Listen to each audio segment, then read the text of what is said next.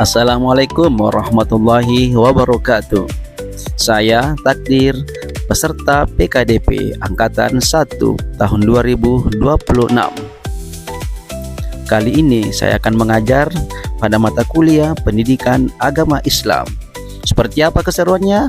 Yuk kita simak bersama. Assalamualaikum.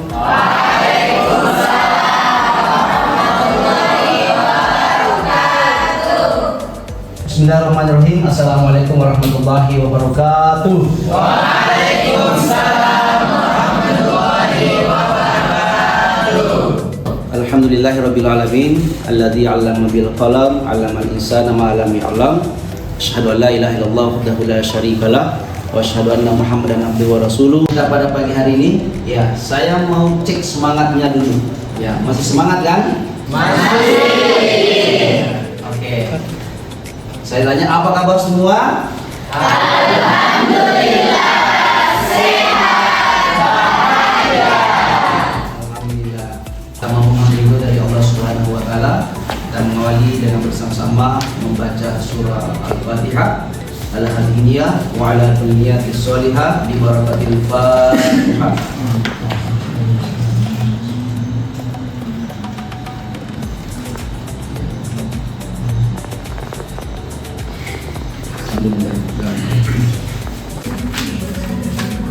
Iskandar Suci Aziza Adnan Hadir Kak. Al-Husnatul Fajriyah Hadir Kak. Muhammad Sa'ad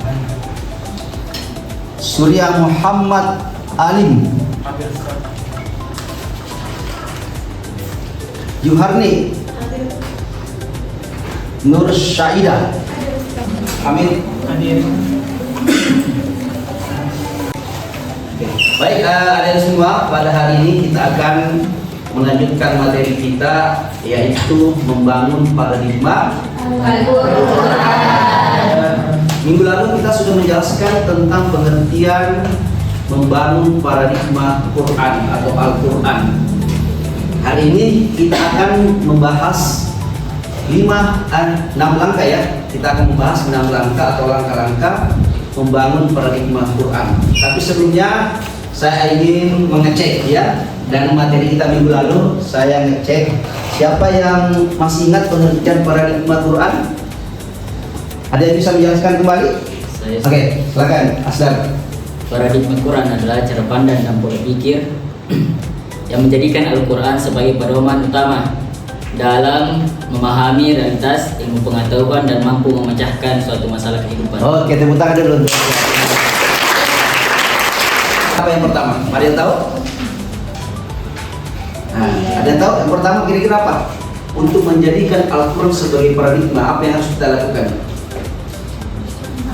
Menghafal, membaca. Ada lagi? Mentadaburi, mengamalkan. Apalagi?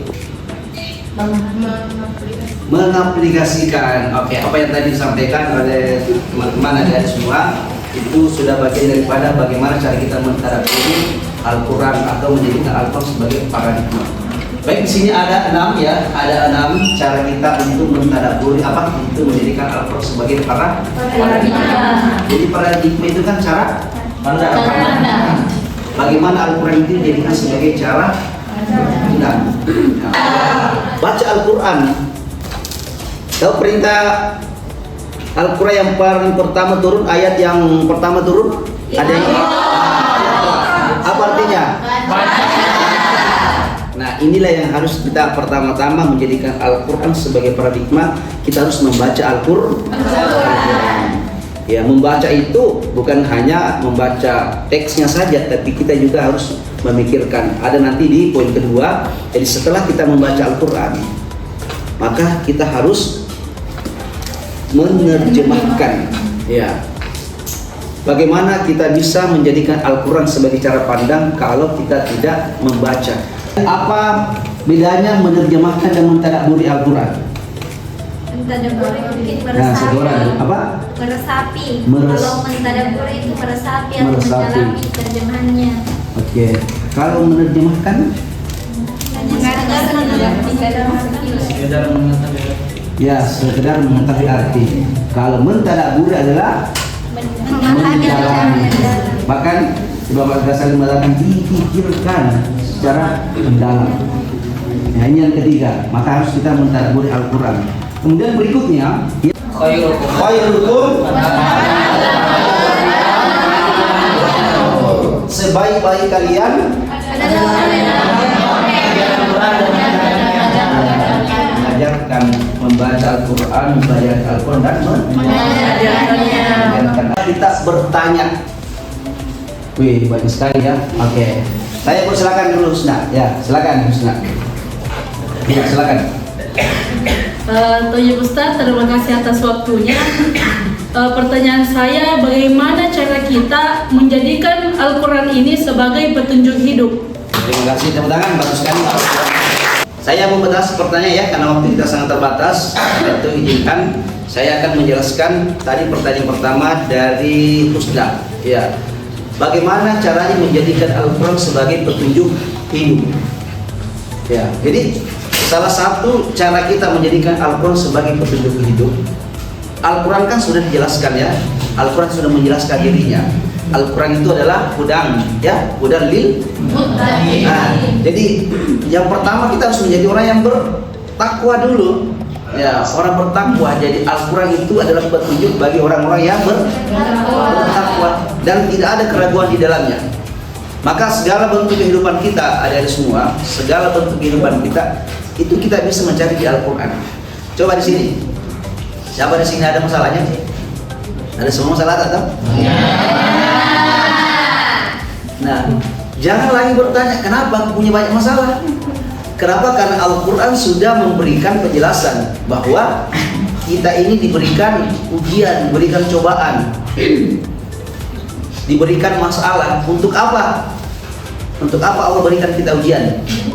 Ada yang tahu kenapa Allah berikan kita ujian? Apa masalah tak?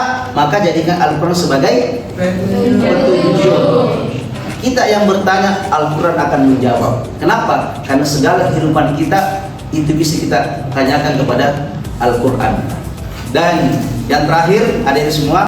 Jadi Al-Quran hudan, petunjuk. Ya, la raiba fihi hudan lil muttaqin. Tidak ada keraguan. Jadi Al-Quran itu adalah tidak ada petunjuk, tidak ada keraguan di dalamnya. Ya, jadi Al-Quran sebagai petunjuk. Dan saya berharap kepada adik-adik semua untuk selalu menjadikan Al-Quran sebagai cara pandang. Apapun yang akan kita lakukan, maka kembali tanya Al-Quran. Apakah Al-Quran membolehkan ataukah Al-Quran melarang? Ya, maka sejatinya sebagai pribadi Muslim yang baik, maka selalu menjadikan Al-Quran sebagai rujukan dalam kehidupan sehari-hari kita. Dan terima kasih atas perhatiannya. Assalamualaikum warahmatullahi wabarakatuh. Warahmatullahi wabarakatuh.